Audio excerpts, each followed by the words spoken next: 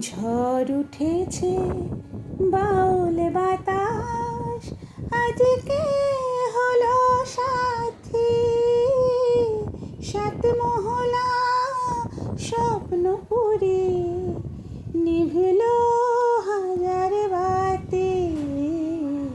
ঝড় উঠেছে বাউল বাতাস আজকে হলো সাথী, সাত মহলা স্বপ্নপুরে নিভলো হাজার বাতি। ঝড় উঠেছে।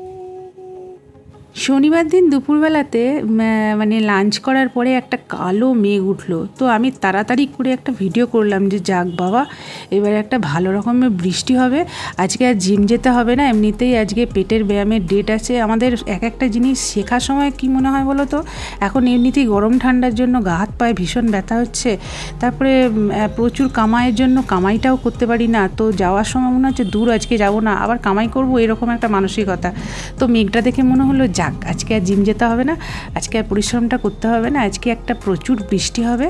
আর আমি টবুকে বলবো একটু সিঙ্গারা টিঙ্গারা নিয়ে আসতে, মুড়ি দিয়ে মাখবো, সিঙ্গারা চপ দিয়ে একটু মুড়িটা খাবো, চা খাবো, বাস দারুণ ওয়েদার।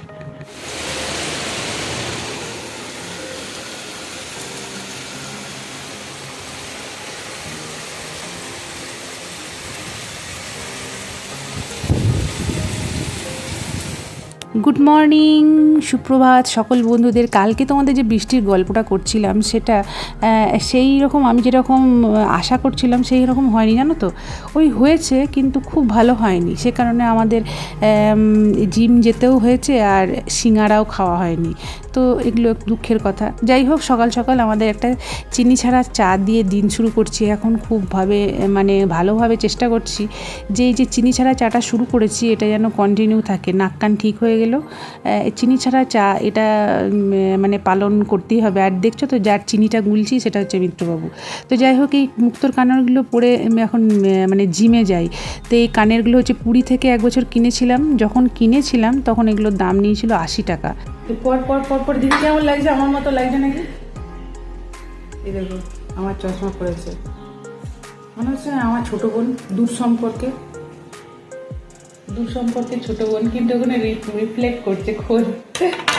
নিজের চশমা আছে একদম পড়ে না, আর ল্যাপটপ আর মোবাইল ঘেটে ঘেটে পাওয়ারটা বেড়েছে না কর আজ শ্রাবণের।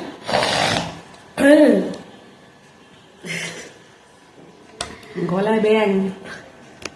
আজ শ্রাবণে বাতাস বুকে এ কোন সুরে গায়, আজ বর্ষার নামলো সারা আকাশ আমার পায়।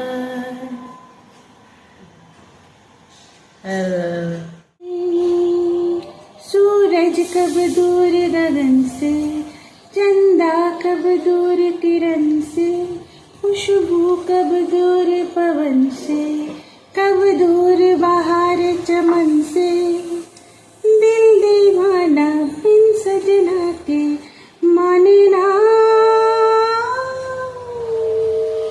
तारपरे ये पगला है समझाने से समझे ना। नेक्स्ट আমার স্বপ্ন যে সত্যি হলো আজ, ধীরে ধীরে দিল बेकरार होता है कि होते होते होते प्यार।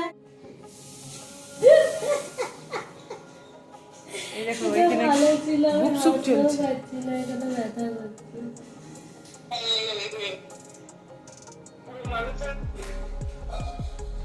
একবার ঘাম গায়ে বসে ঠান্ডা লেগেছে, মানুষ না তুই চায়না ফোন। চাইনা ফোন কোনগুলো জানো? আমার ফোনে আজকে সকাল 7টায় ঘুম ভেঙেছে, ঠিক আছে, যেহেতু আজকে ছুটি, আজকে গুরু পূর্ণিমা। তো সেই অর্থেই বলি প্রথমে আমার সমস্ত গুরুদের, যার কাছ থেকে আমি যা কিছু শিখেছি, মা বাবা তো হচ্ছে প্রথম গুরু, তারপরে দীক্ষা গুরু, তাছাড়াও অনেক মানুষের কাছ থেকেই না অনেক কিছু শিক্ষা পাওয়া যায়। সে মানে তার কাছ থেকে এটাও শিক্ষা পাওয়া যায় যে জীবনে খারাপটাকে কিভাবে চিনতে হবে।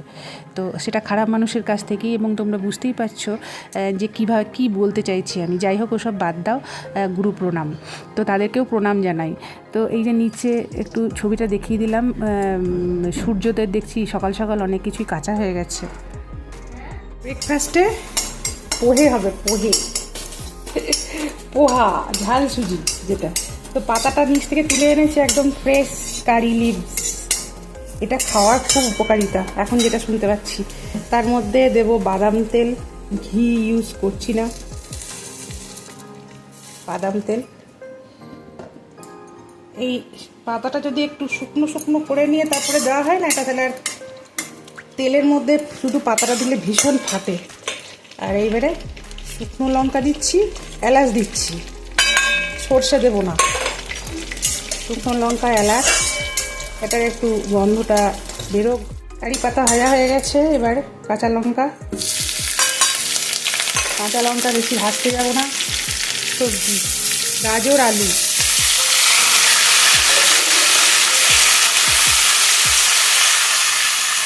অল্প ভাজা হোক, তারপরে লবণ দেবো। দিয়ে দিয়েছি, এবারে লবণ। এটা আমি হলুদ দেবো না, হলুদ ছাড়াই পছন্দ করি। হ্যাঁ, অ্যাড করতে পারি, সেটা হচ্ছে রেড চিলি পাউডার। এখন না, সুজিটা যখন দেবো তখন। এটা আলুটা নরম হোক। আওয়াজটা এটার জন্য ডিস্টার্ব হবে। এটা এবার আলুটা নরম হোক।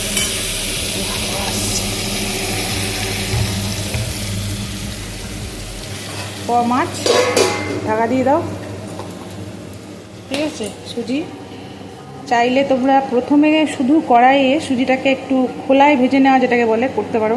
আমি করি না, সেই জন্য আমি করলাম না, ঠিক আছে। তোমায় না একটু ঘি দিই, সামান্য, দেখো হাত কাঁপছে আবার দিতে, ঠিক আছে, আর দেবো না। সাদা তেল খাওয়ার থেকে কিন্তু ঘি খাওয়া ভালো। সে ঘিটা যদি দেশি বাড়িতে বানানো বা খুব ভালো ঘি হয়, সাদা তেল খাওয়ার থেকে ঘি, সরষের তেল অনেক গুণ ভালো। তো এটা একটু ভাজা ভাজা হোক। সুজির থেকে আলু সবজিটা বেশি হয়ে গেছে। এর মধ্যে পেঁয়াজ অ্যাড করা যেতে পারে, যেহেতু আজকে গুরু পূর্ণিমা, সেই জন্য পেঁয়াজ দিয়ে কমই হয় আমার বাড়িতে। এটা সামান্য জল দিয়েছি, কিন্তু এটা এখনও সেদ্ধ হতে বাকি আছে। জলটা একেবারে হরাস করে না দিয়ে একটু ছিটিয়ে ছিটিয়ে পোহাতে, ওটাই ভালো হয় আর কি। মানে আমি ওভাবেই করি, একেবারে জলটা ঢেলে না দিয়ে বারবার জল দিতে হবে, বারবার ঢাকনা খুলতে হবে, নাড়তে হবে। তো এই সময় না একটু চিনি দিয়ে দিই, আর দেবো না, এটাতেই যা হওয়ার হবে, ঠিক আছে। এই যে নাড়াচাড়া করতে করতে একটু শুকনো শুকনো হয়ে গেল, এইভাবে জল দেবে আর ঢাকা দেবে। চিনি, ঘিয়ের পরিমাণটা যার যেরকম ভালো লাগে সে সেরকম ইউজ করবে।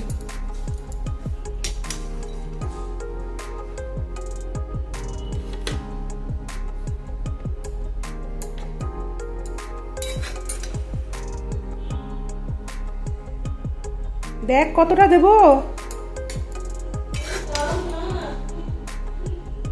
দিয়ে দিয়েছি।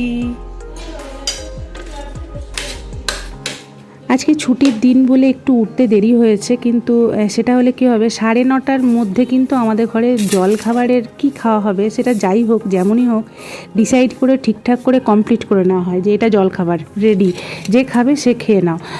কারুর বেরোনোর থাকে, কারুর বেরোনোর থাকে না, থাকুক না থাকুক, 9:30 থেকে 10টার মধ্যে, 10টার মধ্যে তো ভুল বললাম, 9টা থেকে 9:30টার মধ্যে জল খাবারটা সঠিক টাইমে খেয়ে নিতে হবে। সবার লাস্টে খায় মা। মায়ের প্রণাম করতে অনেক দেরি হয়, মোটামুটি 10:30, 11টার সময় মা জলখাবার খায়।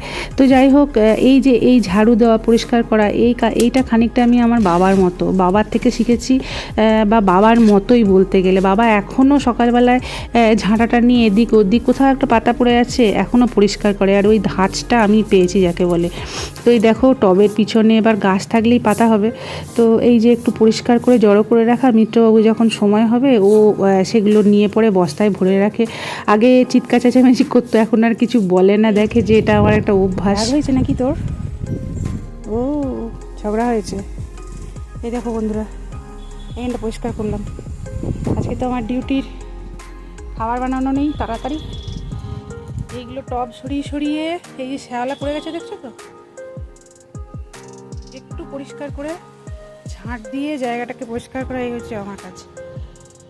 এইগুলো কিন্তু মিত্রবাবু করে না, ঠিক আছে? ও খালি গাছ বসাবে, গাছে খোল জল দেবে। এখনই আমি এইগুলো দেখলেই বলবে তোমার কি দরকার এইসব করার, এইসব আমাকে বলবে। এখানটা পরিষ্কার করলাম, এখানটা, এটা ওর খোল ভিজানো পাত্র, এগুলো তখন ফেলবে, রেখে দিয়েছি। খানিকে এখানে তুলে দিলাম, তুলসী মঞ্জয়, টব ফব, হ্যান ত্যান। তুলসী গাছগুলো রাখতে হয়েছে এই কারণেই, মাঝে মাঝে চা করে খাওয়া হচ্ছে, ঠিক আছে? এখন এই গরম ঠান্ডার জন্য না তুলসী চাটা খাবে, তুলসী চাটা বেশ মানে খুব উপকার, সর্দিটা উঠে যায়। আর এই পান গাছটার কোনো বৃদ্ধি নেই, যাই হোক ওকে এখানে নিয়ে এলাম। এই একটু যদি সরিয়ে সরিয়ে না ঝাঁট দেওয়া হয় তো জায়গাটা কত নোংরা লাগে বলো তো। এখন একটু তাও পরিষ্কার, আর শ্যাওলা হয়ে যায় না, পুরো শ্যাওলা হয়ে যায়। তাও তো আমি ছাদে কাচাকুচি করি না। আর এই যে আমার ব্রহ্মকমলের এই অবস্থা, এটা আর বাঁচবেই না। আরও বেশি ওইখানে ছাওয়ায় ছিল, সেই জন্য আরও এরকম হয়ে গেছে। একে রোদ দিতে হবে, একে রৌদ্র লাগাতে হবে। আর এর সাথে যত আগাছা, এই যে পুঁই শাক তুলে দিলাম, কালকে কুমড়োর সাথে তরকারি করে দেবো। অল্প আছে যদিও, কচি কচি আছে, গোড়াটার জন্য রেখে দিলাম, জানি না মারবে কিনা। আর একটা, এটা কী গাছ বেরিয়েছে কে জানে, মোরগ ঝুঁটি নাকি কে জানে। যাই হোক, ড্রাই রোস্ট হচ্ছে এখন, একটা পনিরের রেসিপি হবে আজকে, নিরামিষ লাঞ্চ। তো দেখো কী কী ড্রাই রোস্ট করা হচ্ছে এখানে: গোলমরিচ, লবঙ্গ, তেজপাতা, শুকনো লঙ্কা আর এলাচ, ঠিক আছে? ঠিক আছে, বন্ধ করে দিচ্ছি। এটা গুঁড়ো করা হবে, ততক্ষণে পনিরটা কেটে নিই। মাছি কোথা থেকে আসছে এখন? পনিরটা, তিশা পনিরটা পিসটা বড় বড় করবো বল। এরপরে যেটা করা হলো সেটা হচ্ছে কাজু বাদাম আর কিশমিশটাকে মানে বাদাম তেলে একটু ফ্রাই করে নেওয়া হচ্ছে। তো এটা যদি ঘিয়ে ভেজে নেওয়া হতো তাহলেও তরকারির টেস্টটা একটু অন্যরকম হতো। তো ওটাও বাদাম তেলেই করা হচ্ছে, টোটাল রান্নাটা বাদাম তেলেই হচ্ছে। আর এই যে শুকনো মশলা গুঁড়ো করে রাখা হয়েছে, মেন এটা তৃষারি করছে আইডিয়া। ওই কোথায় দেখেছে, বললো মা এরকম করে পনিরটা করো। আমি প্রথমে দুধ পনির করবো ভেবেছিলাম। অ্যাকচুয়ালি নিরামিষে পনিরটা না সেরকম ভালো লাগে না একটু পেঁয়াজ রসুন না দিলে। আর নিরামিষ পনির হয়, পনিরে তো মেন মানে নিরামিষে মেন সবজি পনিরটাই হয়, কিন্তু দেখবে একটু পেঁয়াজ রসুন দিলে না পনিরটা খেতে ভালো লাগে। তো ফোড়ন দেওয়ার সময় প্রথমে একটু মৌরি দিলাম, তারপর একটু জিরে দিলাম। এই দুটো মশলা যখন একটু খরা খরা হয়ে যাবে, তারপরে যেটা দেবো সেটা হচ্ছে টমেটো আর আদা আর কাঁচা লঙ্কার একটা পেস্ট, যেটা তৃষা করে রেখেছে, তো সেটা দিয়ে দেবো। তো কাঁচা লঙ্কাটাও আগে দিয়ে দিয়েছে, টমেটো আদাটা পরে অ্যাড করলো। তো এটা মশলাটা একটু ভালো করে কষানো হবে। তারপরে যে মশলাটা গুঁড়ো করে রাখা হয়েছিল, তো সেই মশলাটা অ্যাড করে দেওয়া হলো। তরকারিটা খাওয়ার পর আমি যেটা দেখলাম সেটা হচ্ছে এই যে গুঁড়ো মশলাটা অ্যাড করলাম না, এটা হাফ করতে হতো। কেন কি তেজপাতা এমন একটা ফ্লেভার, তেজপাতার পরিমাণটা একটু কম করে দেওয়া দরকার। তো ভালো লাগছিল খেতে তরকারিটা, তোমাদের বলছি তেজপাতাটা কম দেবে পরিমাণে। আর এরপরে যে মশলাগুলো অ্যাড করা হবে, লবণ, হলুদ, রেড চিলি পাউডার, একটু ধনে গুঁড়ো, একটু জিরে গুঁড়ো, এগুলো সমস্ত কিছু দিয়ে মশলাটাকে কষাতে থাকো।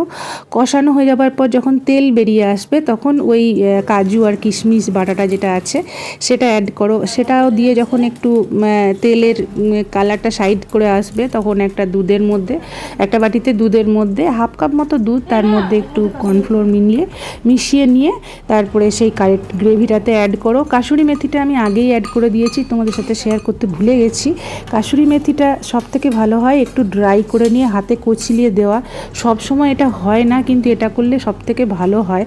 এবং লাস্টে একটু ফ্রেশ ক্রিম অ্যাড করা যেতে পারে, কিন্তু আমার বাড়িতে যেহেতু ফ্রেশ ক্রিম নেই সেহেতু একটু বাটার অ্যাড করলাম। তো এই যে নিরামিষ একটাই তরকারি হয়েছে এবং কাল রাত্রে একটু ছোলার ডাল রাখা আছে, আর সিমাই, যেটা মানে আজকেই একটু না মিষ্টি জাতীয় জিনিস খাচ্ছি। তো মিষ্টিটা এখন একদমই খাচ্ছি না, আর মিষ্টি আনেও নি মিত্রবাবু, ওই কারণে আমার আর তৃষার জন্য বাড়িতে মিষ্টি আনেনি।